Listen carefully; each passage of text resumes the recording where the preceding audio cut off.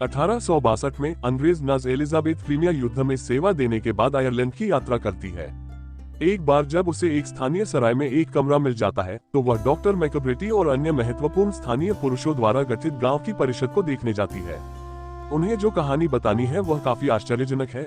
ओ डोनल परिवार जो गांव के बाहर रहता है कसम खाता है कि उनकी बेटी ने 4 महीनों में कुछ भी नहीं खाया है, फिर भी वह स्वस्थ है।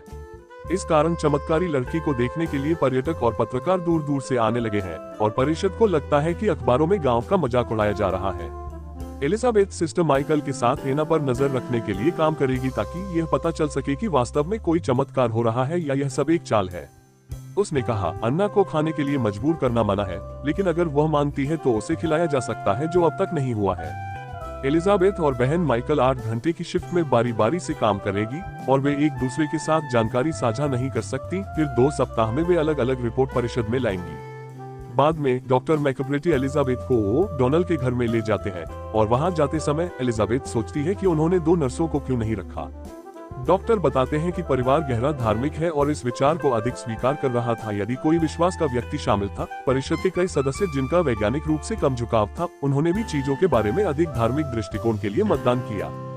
घर पर एलिजाबेथ सबसे पहले अन्ना की मां रोसेलिन, उसके पिता मेलाची और उसकी बहन किटी से मिलती है, लेकिन वह अभी तक अन्ना को नहीं देख सकती क्योंकि आगंतुक है। इसलिए एलिजाबेथ बच्चे के चिकित्सा इतिहास के बारे में सवाल पूछने का मौका लेती है। हालांकि वहाँ नहीं है, कहने के लिए बहुत कुछ नहीं है।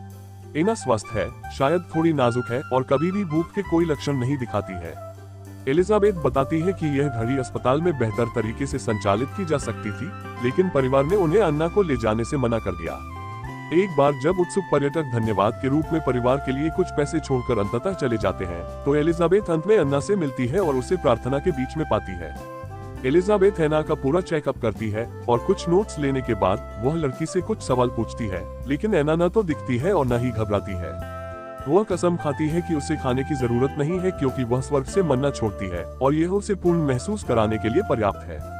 दोपहर के भोजन के दौरान अन्ना अभी भी टेबल पर बैठती है और दूसरों को खाते हुए देखती है। गांव लौटने से पहले एलिजाबेथ बहन माइकल के साथ ठिकाना बदलती है।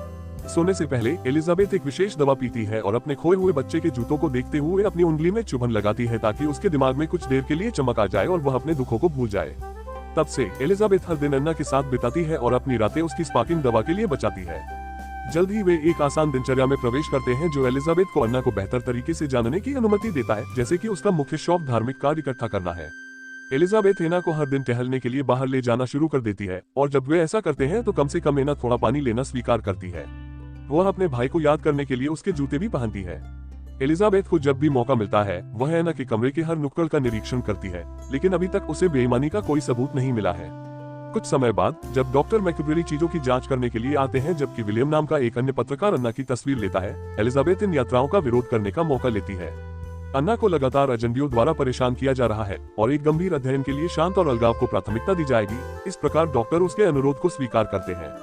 बाद में सराय में विलियम साक्षात्कार के लिए अनुमति मांगने के लिए एलिजाबेथ के पास जाता है, लेकिन एलिजाबेथ किसी भी एजेंडी को अन्ना से मिलने की अनुमति नहीं देने पर दृढ़ है और वह रोगी की गोपनीयता के कारण किसी भी प्रश्न का उत्तर देने से इनकार करती है। जैसे जैसे समय बीतता है एलिजाबेथ सुरागों की तलाश में रहती है। वह किट्टी से पूछती है कि अन्ना ने आखिरी चीज क्या खाई थी और उसे पता चला कि वह कम्युनियन ब्रेड थी क्योंकि उसका होली कम्युनियन उसी दिन है जिस दिन उसका जन्मदिन था, जिसे परिवार ने एक धन्य दिन माना था। अन्ना ने ठीक 11 वर्ष की उम्र में खाना बंद कर दिया था। एलिजाबेथ बहन माइकल को शिफ्ट बदलने के लिए भी कहती है ताकि वह रात में अन्ना को देख सके और बेहतर रोशनी के लिए उसके कमरे में एक दीपक लाने के लिए कहती है। इस तरह वह सीखती है कि हर रात अन्ना के माता पिता उसके साथ प्रार्थना करने आते हैं और उसका हिस्सा इस रस्म में रोसेलिन का एना के मुंह को चूमना भी शामिल है। जब एना सो रही होती है एलिजाबेथ एना के खजाने के निचले हिस्से की जांच करती है और गलती से उसे तोड़ देती है, लेकिन इससे उसे बालों का एक ताला भी मिल जाता है। अगली सुबह एलिजाबेथ दुर्घटना के लिए अन्ना से माफी मांगती है और पुष्टि करती है कि बाल पेट के थे, लेकिन जब वह अन्ना से पूछती है कि क्या वह अपने भाई को याद करती है तो वह केवल यही जवाब देती है कि दुख भगवान की कुदाल है और यह जमीन तैयार करती है। चूंकि अन्ना एलिजाबेथ को श्रीमती बुलाने के बजाय एक उपनाम देने पर जोर देती रहती है, इसलिए एलिजाबेथ बदले में उसे एक उपनाम देने का फैसला करती है। एना को पहली बार में यह पसंद नहीं है क्योंकि वह किसी और की तरह महसूस करती है, लेकिन एलिजाबेथ द्वारा विकल्पों के एक समूह का उल्लेख करने के बाद वह नाम का उपयोग करती है और एना उसे रखने का फैसला करती है। दिन गुजरते जा रहे हैं और एना के पास अब मेहमान नहीं आ रहे हैं, केवल एलिजाबेथ, सिस्टर माइकल और उसके परिवार को ही उससे मिलने की अनुमति है। फिर भी विलियम गांव में रहता है, अपनी कहानी को छोड़ना नहीं चाहता, फिर भी एलिजाबेथ ने उसे कितनी ही बार मना कर दिया। विलियम स्वीकार करता है कि वह अभी भी अपने संपादकों को दैनिक अपडेट भेजता है, भले ही अस्पष्ट हो, और जब वह अन्ना को एक अच्छी अभिनेत्री कहता है तो एलिजाबेथ यह कहकर उसे चौंका देती है कि वह अन्ना की ईमानदारी पर विश्वास करती है। एलिजाबेथ नोट लेने के लिए नियमित रूप से अन्ना के स्वास्थ्य की जांच करती है और जब लड़की पूछती है तो उसे युद्ध के बारे में अपनी कहानियां सुनाने में कोई आपत्ति नहीं होती है, लेकिन अन्ना अक्सर बाइबल से खौफनाक कल्पनाओं का जवाब देकर उसे परेशान करती है। एक शाम एलिजाबेथ अन्ना के परिवार को अपने दैनिक अनुष्ठान के लिए बच्चे के आसपास पाता है और यह इतने लाल झंडे उठाता है कि यह एलिजाबेथ को यह घोषणा करने के लिए प्रेरित करता है कि अब उसके रिश्तेदार भी अन्ना से संपर्क नहीं कर सकते हैं, अब से केवल वह और बहन माइकल उसे छू सकते हैं।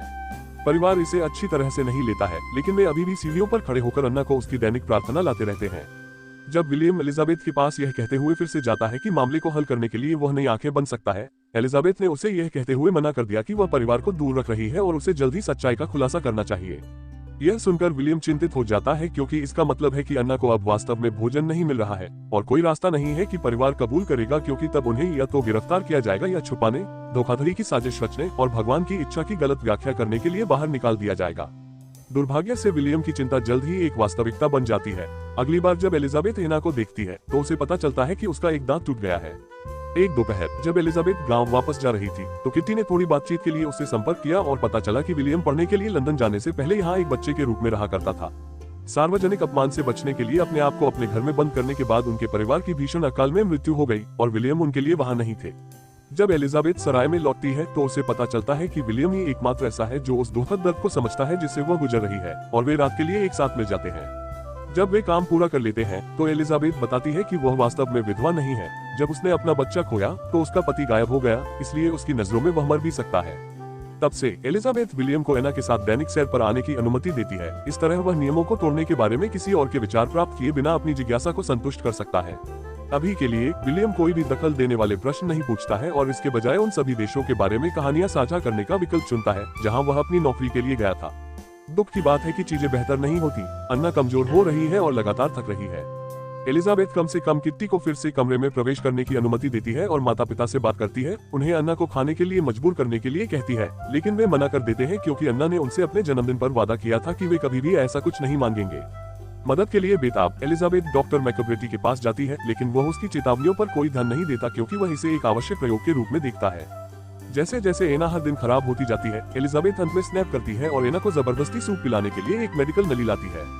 हालांकि जब उसने देखा कि अन्ना दर्द में रो रही है, एलिजाबेथ जल्दी से इसे बाहर निकालती है और अपने गुस्से के लिए माफी मांगती है। एना समझती है और इसके बारे में इतनी दयालु है कि जब उसकी माँ पूछती है कि वे किस बारे में शोर कर रहे थे तो वह चुगली नहीं करती। एक दोपहर अन्ना को दैनिक चलने के दौरान सांस लेने में परेशानी होने लगती है, लेकिन वह घर वापस जाने से इनकार कर देती है क्योंकि वह एलिजाबेथ और विलियम को अपने घर के पास की छोटी झील दिखाना चाहती है जिसे वह होली वेल कहती है। इस अतिरिक्त प्रयास से वह बेहोश हो जाती है, इसलिए एलिजाबेथ उसे घर वापस ले जाती है, जहां रोसेलिन अप्रत्यक्ष रूप से अपनी बेटी से पूछने की कोशिश करती है कि क्या उसे खाना चाहिए, लेकिन एना फिर भी उसे मना कर देती है और वादा करती है कि उसे बस आराम करने की जरूरत है। उसके बाद से अन्ना को अक्सर खांसी होती है और सांस लेने में लगातार परेशानी होती है। इस प्रकार वह डॉक्टर मैकब्रेटी द्वारा लाए गए व्हीलचेयर में घूमना शुरू कर देती है। एना को सांत्वना देने वाली एक रात बीत जाने के बाद, क्योंकि खांसने से उसे नींद नहीं आती थी, एलिजाबेथ अपने आप दोपहर का भोजन कर रही है और मामले के प्रति उसके जुनून ने आखिरकार उसे एक रहस्य उद्घाटन करने दिया।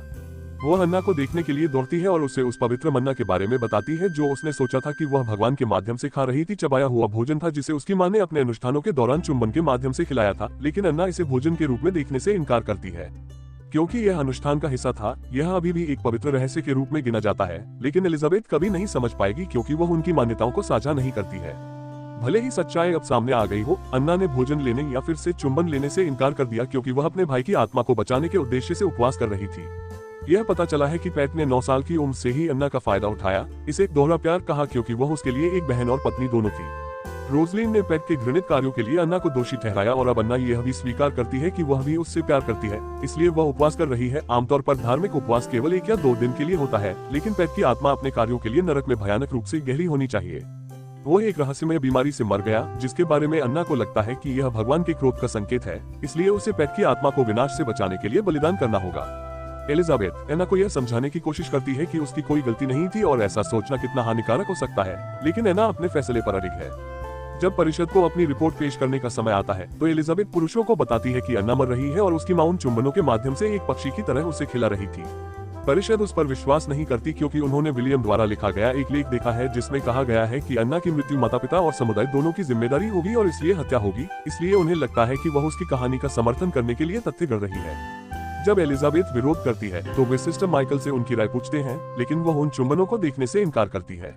एलिजाबेथ उस पर झूठ बोलने का आरोप लगाती है और काउंसिल एना को टाई ब्रेकर के रूप में लाने का फैसला करती है, लेकिन वह इससे भी इनकार करती है। परिषद एलिजाबेथ को अपनी घड़ी जारी रखने की अनुमति देती है, लेकिन अब उसे हर कोई मूर्ख समझता है। एना की हालत इस हद तक बिगड़ती जा रही है कि वह थोड़ा सा भी पानी पीकर उल्टी कर देती है। एलिजाबेथ रोसेलिन के साथ तर्क करने की कोशिश करती है, उसे उन चुंबनों को फिर से अन्ना को देने के लिए कहती है, लेकिन रोसलिन मना कर देती है। वह इसे अन्ना को खोने के रूप में नहीं देखती है, वह सोचती है कि वह उसके और पेट के उद्धार के लिए काम कर रही है। रोसलिन शांति से है क्योंकि उसे यकीन है कि उसके बच्चे स्वर्ग जाएंगे। रविवार को परिवार सामूहिक होगा, इसलिए यह एलिजाबेथ के लिए कुछ करने का आखिरी मौका है। वह अपनी जान बचाने के लिए विलियम से अन्ना का अपहरण करने में मदद करने के लिए कहती है और विलियम मना कर देता है क्योंकि उसे लगता है कि उन्हें माता पिता की मान्यताओं का सम्मान करना चाहिए। एलिजाबेथ को यह अविश्वसनीय रूप से पाखंडी लगता है क्योंकि उसे अपने लेख में हत्या शब्द का उपयोग करने में कोई परेशानी नहीं थी और वह बताती है कि अगर विलियम परिवार के रूप में एक नया जीवन शुरू करने के लिए उनके साथ भागना नहीं चाहता तो वह कम से कम उन्हें शहर तक पहुंचने में मदद कर सकता था सुरक्षित रूप से। क्षण भर बाद एलिजाबेथ अपनी नोटबुक में नकली नोट लेना शुरू करती है जबकि माता पिता और किटी मास के लिए निकल जाते हैं। जब अन्ना को सांस लेने में अब तक की सबसे ज्यादा परेशानी होने लगती है तो उसे पता चलता है कि उसका समय आ गया है, लेकिन एलिजाबेथ एक नई अवधारणा के साथ उससे संपर्क करती है। वह अन्ना को मरने दे सकती है, लेकिन उस बलिदान से एक नई लड़की पैदा हो सकती है, एक लड़की जिसका नाम नान है, फिर से 9 साल का हो गया और कभी भी किसी बुरे दौर से नहीं गुजरा। अन्ना को इसकी आवाज पसंद है क्योंकि उसका हिस्सा अभी भी भगवान के पास जाएगा, इसलिए एलिजाबेथ उसे मृत्यु के कगार पर ले जाती है और उसे एक अनुष्ठान के माध्यम से निर्देशित करती है जहां अन्ना अपनी आंखें बंद कर लेती है और कुछ सेकंड के लिए बेहोश हो जाती है। जब लड़की फिर से उठती है तो एलिजाबेथ उसे बताती है कि वह अब नान है और अंत में उसे खाना खिलाती है। विलियम नेन को छुपाने के लिए ले जाने देने के बाद एलिजाबेथ घर लौटती है और अपनी नोटबुक अपनी जेब में रखने के बाद वह अपनी दवा और अपने बच्चों के जूतों के साथ इमारत को जला देती है। अब जब उसके पास नान है तो उसे अब उनकी आवश्यकता नहीं होगी। उसकी कहानी को और विश्वसनीय बनाने के लिए उसके हाथ भी जल जाते हैं। कुछ समय बाद एलिजाबेथ परिषद को अपनी नोटबुक भेंट करती है जिसमें एना के बिगड़ने और स्वाभाविक रूप से मरने के बारे में नकली नोट होते हैं, यह समझाते हुए कि एना की मौत के सदमे ने एलिजाबेथ को इतना परेशान कर दिया कि उसने गलती से लैंप बंद कर दिया और आग लगा दी। परिषद को संदेह है क्योंकि एक शरीर नहीं मिला, लेकिन चूंकि उनके पास एलिजाबेथ पर किसी भी चीज का आरोप लगाने के लिए कोई सबूत नहीं है, इसलिए उन्होंने उसके कार्य को विफल करने के लिए भुगतान के बिना उसे जाने दिया। बाद में जब एलिजाबेथ गांव छोड़ने के लिए तैयार हो रही होती है तो बहन माइकल उसके पास इस बहाने से आती है कि वह उसकी पट्टी बदलने में उसकी मदद करना चाहती है। ऐसा करते समय वह कोड में बोलती है और एलिजाबेथ को एक दर्शन के बारे में बताती है जो उसने देखा था कि एक परी अन्ना को घोड़े पर ले जा रही है। जाहिर है इसका मतलब है कि उसने विलियम को योजना का अपना हिस्सा करते हुए देखा था। हालांकि बहन माइकल उसकी जासूसी नहीं करती, वह बस यह सुनिश्चित करना चाहती है कि एना अब एक बेहतर जगह पर है और एलिजाबेथ ने पुष्टि की कि वह है। कुछ दिनों बाद एलिजाबेथ डबलिन के लिए यात्रा करती है जहां विलियम नान के साथ प्रतीक्षा कर रहा है जो पहले से ही काफी स्वस्थ दिख रहा है। नकली कागजों का उपयोग करते हुए वे तीनों चेशायर नाम के एक परिवार के रूप में पहुंच देते हैं और सिडनी के लिए एक जहाज पर चढ़ते हैं जहां एना आराम से खुद को नान के रूप में पेश करने के लिए पर्याप्त है। मेरा वीडियो देखने के लिए धन्यवाद। कृपया लाइक और सब्सक्राइब करें।